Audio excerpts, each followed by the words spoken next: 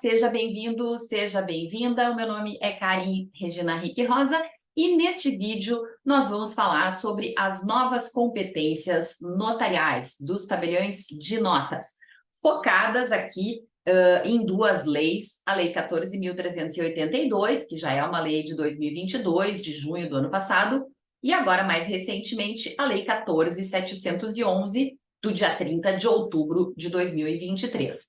Essas duas leis, elas fazem parte de um pacote aí de medidas que tem por objetivo facilitar o ambiente de negócios, modernizar a parte dos cartórios, a parte dos registros públicos, tanto que a Lei 14.382 foi a lei que instituiu o SERP, o Sistema Eletrônico de Registros Públicos, trazendo aí uma série de mudanças, uma série de novas competências para os registradores, então uma lei bem focada nos registradores, e que tratou, de alguma forma, também sobre o tabelionato de notas, mas de forma mais tímida. Aqui na 14.711, nós temos, sim, novas competências que vieram, nós temos 2 artigos que foram incluídos na Lei 8.935, e é sobre isso que eu quero falar para vocês hoje neste vídeo. Então, vamos analisar cada uma dessas novas competências. Já vou começar aqui o compartilhamento da minha tela, para que a gente possa acompanhar, que vocês possam entender exatamente o que eu estou falando, né? Aqui faço para vocês uma contextualização das duas leis, porque as duas, então, fazem parte, né, desse grupo de trabalho, o IMK5, Iniciativa de Mercados e Capitais, que foi instituído por 2 portarias interministeriais, a 68 de 2011 e a 229 de 2018, aqui como uma ação estratégica do governo federal voltada ao desenvolvimento dos mercados financeiro, de capitais, de seguro ou resseguros e da previdência complementar. De que forma esse grupo de trabalho atua, né? Por meio de discussões que são das quais participam órgãos e entidades públicas e privadas, com a apresentação de propostas para melhoria do ambiente de negócios, né? Através da redução do custo de capital, aumentando a eficiência da intermediação financeira, do investimento privado, e com isso, então, trazendo um melhor e maior desenvolvimento para o mercado de capitais. Compõem esse grupo de trabalho os Ministérios da Economia, Trabalho e Previdência, o Banco Central do Brasil, a Comissão de Valores Mobiliários, a SUSEP e a Previc, além de uma série de entidades aqui privadas, que vocês, consultando a página, se colocar lá IMK5, grupo de trabalho, vocês conseguem ver quem são os participantes. A Lei 14.382, ela tem origem lá na medida provisória 1085. E como eu falei para vocês, essa é a lei que instituiu o SERP, né, o Sistema Eletrônico de Registros Públicos, que a gente vê que está sendo, durante todo este ano de 2023, regulamentado pelo Conselho Nacional de Justiça, como propriamente determina a lei que seja feita. E mais recente temos então a Lei 14.711, que é agora do dia 30 de outubro de 2023, conhecida, né, o projeto de lei conhecido como Marco Legal das Garantias, é o projeto de lei 4188, que teve a apresentação de emendas, foram 50 emendas apresentadas no Senado, e 37 dessas 50 foram, então, acolhidas, aprovadas pela Câmara quando volta, né, na segunda votação após Senado. E o que nós temos, então, aqui, qual é o contexto, né? Faz parte do mesmo programa, né, Mais Garantias Brasil, junto com a medida provisória 1085, como eu falei para vocês, e também com a medida provisória 1104, que trata de aprimoramento de garantias rurais, e da 1103, que é o novo marco de securitização, tá? Então, aqui o objetivo é melhorar o ambiente de negócios, facilitar o uso das garantias, e isso ficou bem claro, né? A gente tem mudanças bem importantes nessa lei no que diz respeito à alienação fiduciária de bens imóveis e também sobre a hipoteca, inclusive com um procedimento novo extrajudicial de execução da hipoteca, que a gente vai falar num outro vídeo. Hoje eu quero focar com vocês nas competências notariais.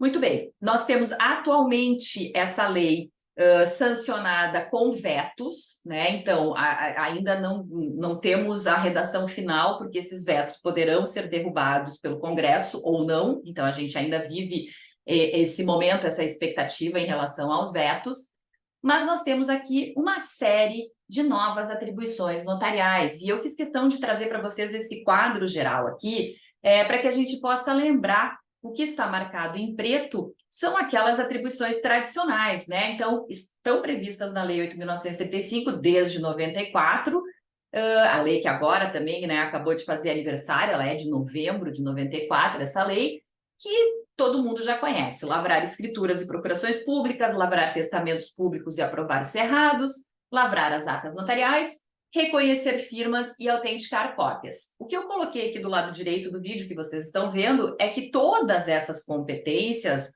hoje, elas têm duas formas de realização, né, de atuação do tabelião. O modo analógico tradicional, aonde a pessoa comparece no tabelionato ou o tabelião faz uma diligência e vai, né, lavrar a escritura, ou vai fazer o reconhecimento de firma, ou vai até mesmo lavrar uma ata notarial. Mas também temos o ambiente eletrônico, temos a plataforma do e-notariado, que hoje já concentra uma série de módulos que contemplam toda a prestação de serviços. É como se eu tivesse um tabelionato virtual, um tabelionato eletrônico, me permitindo fazer os mesmos atos, só que no ambiente virtual. E daí nós temos essa série de novas competências que estão aqui elencados para vocês. E aí, entre elas, né, temos lá a prestação de outros serviços remunerados na forma de convênio com órgãos públicos, entidades e empresas interessadas. Nós temos a comunicação da cessão de precatório ou de crédito reconhecido em sentença.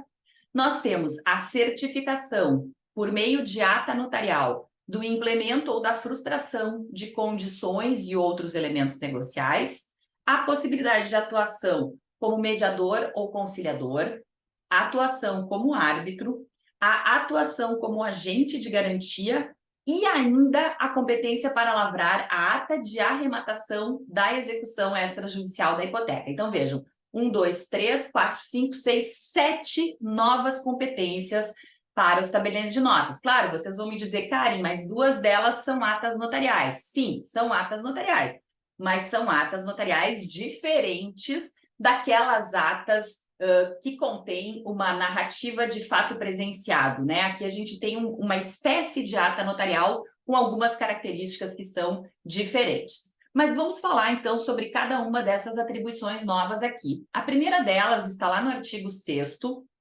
da 8.935 e chega, né, através da inclusão de um novo artigo, 6º-A, que diz o seguinte: a pedido dos interessados, os tabeliões de notas comunicarão ao juiz da vara ou ao tribunal, conforme for o caso, a existência de negociação em curso entre o credor atual de precatório ou de um crédito reconhecido em sentença, já com trânsito em julgado, e um terceiro, o que constará das informações ou consultas que o juiz emitir, consideradas ineficazes as sessões realizadas para pessoas não identificadas na comunicação notarial. Então, vejam aqui que isso cria uma prioridade, né? Essa comunicação da negociação sendo feita pelo tabelião de notas cria uma prioridade que deverá ser observada sob, né, o efeito de tornar ineficaz alguma negociação posterior à comunicação que foi feita ao juízo.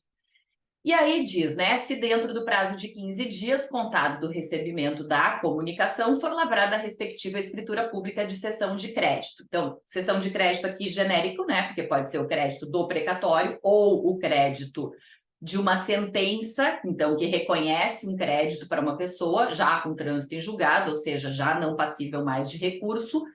E o que eu tenho que chamar a atenção de vocês aqui, em primeiro lugar, né, eu até coloquei ali negrito e sublinhado, que é uma comunicação facultativa, né? Então, a pedido dos interessados, os tabeliões farão essa comunicação.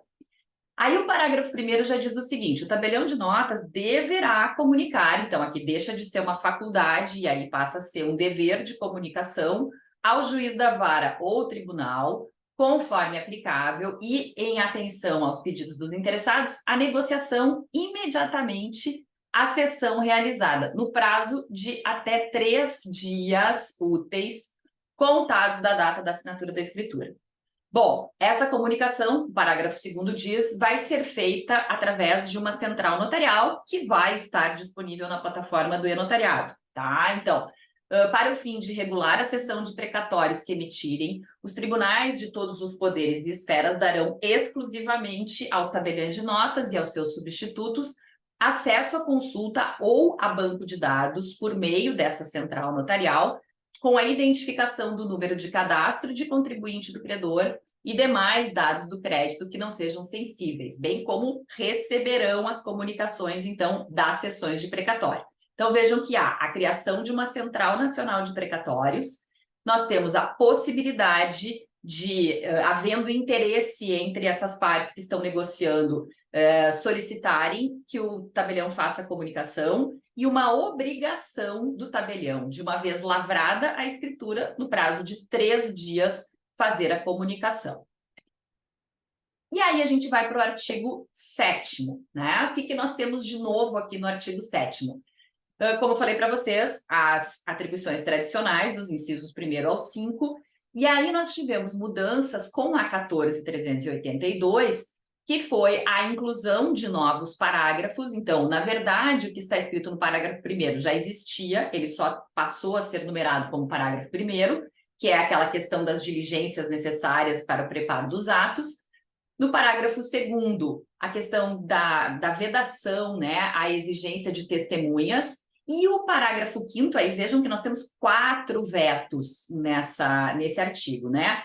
4 vetos que permaneceram, que foram mantidos, vieram pelo presidente, foram mantidos pelo Congresso. Mas o parágrafo 5º fala que os tabeliões de notas estão autorizados a prestar outros serviços remunerados na forma prevista em convênio com órgãos públicos, entidades e empresas interessadas, respeitado aquilo que tiver previsão no Código Civil, né? A forma prevista no Código Civil. Então, aqui a gente já tem uma nova competência. Quero falar para vocês sobre os vetos, porque esses vetos, eles repercutem também no artigo 7º-A, que é o próximo que a gente vai olhar no próximo slide, tá? Então, eu coloquei o parágrafo 5º ali, porque, na verdade, os parágrafos 6º e 7º, eles fazem referências, né? O 6º faz referência ao 5º, então é esse que fala da possibilidade de convênios, né? Os serviços referidos no parágrafo 5º e os prestados sem caráter de exclusividade, que são os do 7A, serão, se possível, distribuídos pela entidade de classe de âmbito nacional aos tabeliões da circunscrição delegada que abranja o endereço do imóvel ou a sede social ou domicílio eleitoral ou aquele endereço que for comprovado pela parte. Ou, na falta de qualquer um desses endereços, há outros do mesmo estado da federação com vistas a atender critérios qualitativos, quantitativos, de moralidade e de eficiência. Tá? Então, aqui, por que eu chamo a atenção disso? Primeiro, porque fala de uma distribuição a ser feita pela entidade nacional, que representa os notários, então a gente está falando aqui do Colégio Notarial Conselho Federal, com uma regra de competência, tanto para o convênio, quanto para os serviços que são prestados sem exclusividade, que são os do 7A, tá? E aí, a questão é que, então, a gente não tem esse artigo, por enquanto, ele está fora da vigência, né? Ele está vetado, ele não participa. Assim como o 7º, que diz: os serviços prestados sem caráter de exclusividade, que são os do 7A, com base no artigo 6º, o parágrafo 6º, ou em outros dispositivos, então está tratando do 6º que fala do 5º e está tratando do 7A. Serão distribuídos aos tabeliões competentes e remunerados por percentual sobre o valor da transação ou preço, nos termos do convênio ou da legislação específica. Então, aqui também a gente não tem como trabalhar com essa disposição, porque se trata de um veto. E aí chegamos no 7A, que sim, tem aqui 4 competências novas, tá? Vejam, do inciso 1 ao 3 e no parágrafo 1º uma competência também. Então, inciso 1º, certificar o implemento ou a frustração de condições ou outros elementos negociais, respeitada a competência própria dos tabeliões de protesto. Então, certificar o implemento ou a frustração de condições ou elementos negociais. Atuar como mediador ou conciliador e atuar como árbitro. Muito bem. E o parágrafo 1º diz o seguinte: o preço do negócio ou os valores conexos poderão ser recebidos ou consignados por meio do tabelião de notas, que o repassará o montante à parte devida ao constatar a ocorrência ou a frustração das condições negociais aplicáveis, não podendo esse depósito, que vai ficar numa conta vinculada, de acordo com o convênio que for fixado entre entidade de classe de âmbito nacional e instituição financeira, que constituirá um patrimônio segregado, ser constrito por autoridade judicial ou fiscal em razão de obrigação do depositante ou de qualquer parte ou do tabelião de notas, né, por motivo estranho ao próprio negócio. Então, aqui eu coloquei para vocês do lado, porque essa é a função do escrow agent, ou do agente de garantia, ou do depositário, ou do agente de calção. Vocês podem usar essas denominações todas, né? Então, o que vai acontecer aqui? O tabelião ele vai ficar como um guardião daquele ativo, pode ser dinheiro, mas pode ser outra coisa, e uma vez constatado que todas as obrigações estão cumpridas, que permitem que ele faça a entrega desse ativo, desse dinheiro, para quem dê direito, né? Então, para quem deve recebê-lo, ele vai fazer. E, claro, a ressalva de que esse valor fica reservado, né? Esse ativo, ele não pertence nem ao tabelião, e, por enquanto, ele fica como depositante sob custódia do tabelião, não podendo responder por nada que seja nem de uma das partes do contrato e nem do próprio tabelião. Muito bem. O parágrafo 2º fala que e aí ele disciplina o inciso 1º do 7º-A, que essa constatação, né, do implemento ou da frustração de condições ou elementos negociais vai ser consignada numa ata notarial. Então, o tabelião lavrará a pedido das partes a ata notarial para constatar a verificação da ocorrência ou frustração das condições negociais e certificará o repasse dos valores devidos e a eficácia ou a rescisão do negócio, né? Então, ele vai dizer, sim, constatei que foram cumpridas todas as obrigações, entreguei o dinheiro para aquela parte e o negócio está produzindo seus efeitos plenos, né? Ou, não, devolvi o dinheiro para o credor porque o negócio tinha uma condição resolutiva e houve o implemento da condição resolutiva e, portanto, ele tem que voltar para a mão daquele que inicialmente entregou para o tabelião o valor. Tá? E o importante dizer que essa ata notarial, quando isso disser respeito, por exemplo, à resolução de um negócio que seja um negócio imobiliário, né, um negócio que tenha trânsito lá no registro de imóveis, esta ata vai ser um título hábil a registro nos termos do artigo 221 da Lei 6.015. E depois o parágrafo 3º, então, fala da mediação e da conciliação, que serão remunerados de acordo com o convênio e que, na falta de um convênio, então, se aplica a lei de emolumentos com a regra, né, com a base de cálculo das escrituras públicas com valor econômico. Então, aqui, por exemplo, no estado do Rio Grande do Sul, nós temos lá que vai ser o valor declarado ou o valor de avaliação, e aí vai para a tabela na parte das escrituras com valor econômico. Aqui temos vetos também, né? Os parágrafos 4º e 5º foram vetados, e aqui me parece que há um equívoco, né? Eu acho que aqui precisa ser feito um trabalho de reversão desse veto, especialmente do parágrafo 4º, porque diz o seguinte: a mediação e a conciliação judicial e extrajudicial que tenham por resultado atos e negócios jurídicos que exijam forma pública serão instrumentalizados por escritura pública. Claro, isso é óbvio, né, gente? É como quando eu tenho, vamos transportar isso aqui para uma situação em que eu tenha um acordo feito dentro de um processo litigioso de inventário, ou de separação, ou de divórcio. O que vai acontecer? Eu faço o acordo judicial, eu faço a conciliação, eu consigo chegar num resultado em que vai determinar a distribuição do patrimônio de uma certa forma. Pois bem, aquela partilha homologada judicialmente ou vai exigir a expedição de um formal ou eu vou precisar fazer a escritura pública, que é aquela situação que o STJ já se pronunciou, já tem jurisprudência pacífica, por exemplo, quando o marido doa a sua parte lá na partilha para os filhos, ou doa para uma terceira pessoa. O que vai acontecer? O acordo vai ser homologado, reconhecendo como, né, possível, válida aquela doação. Mas a doação vai ter que ser feita por escritura pública. Então, aqui a situação é exatamente essa, tá?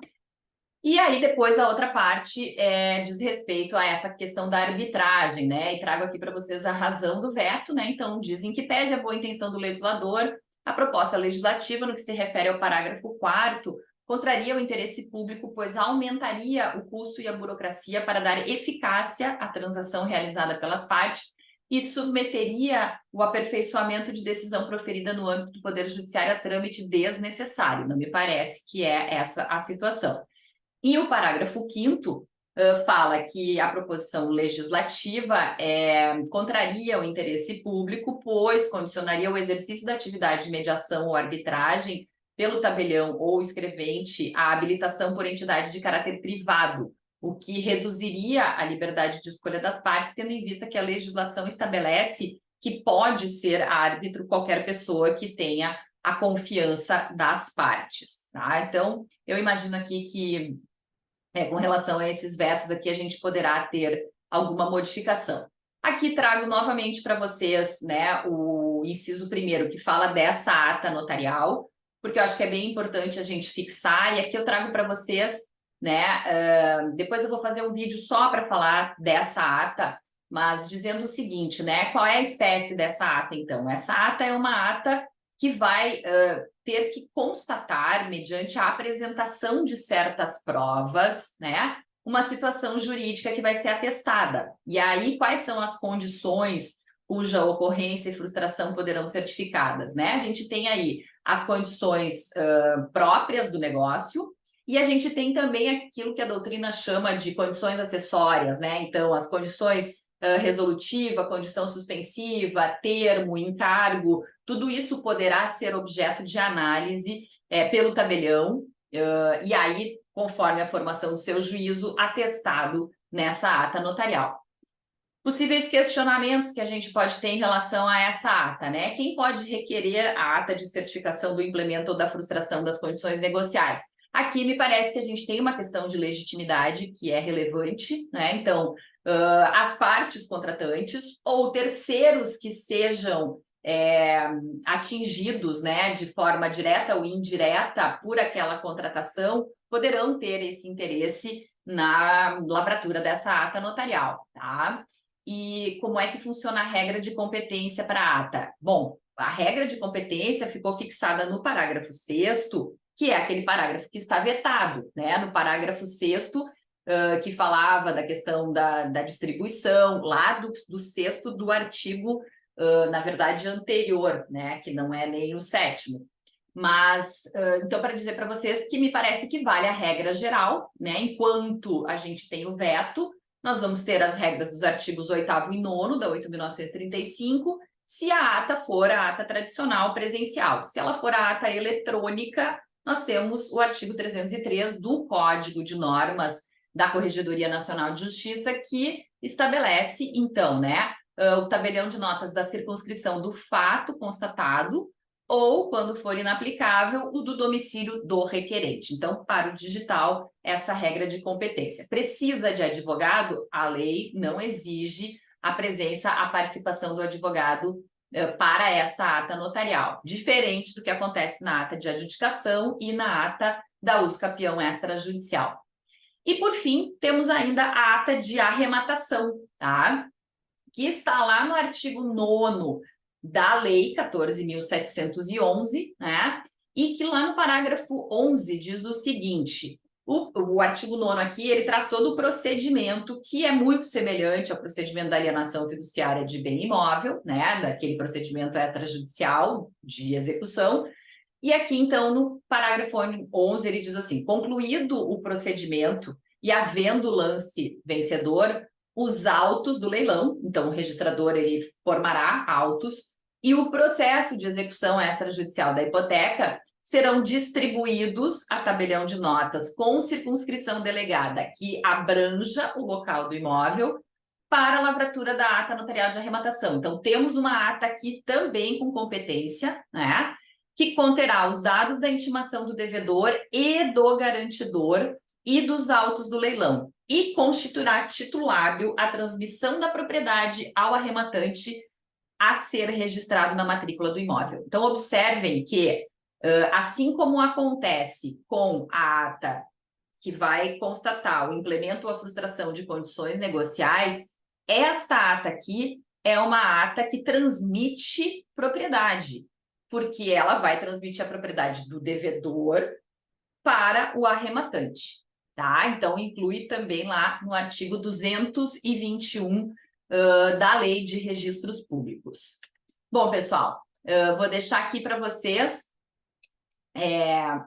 finalizar esse vídeo agradecendo e dizendo que se vocês tiverem dúvidas, se tiverem questionamentos, podem deixar nos comentários, podem entrar em contato também no perfil do Instagram, que é o Karin Henrique, e espero vocês para o próximo vídeo.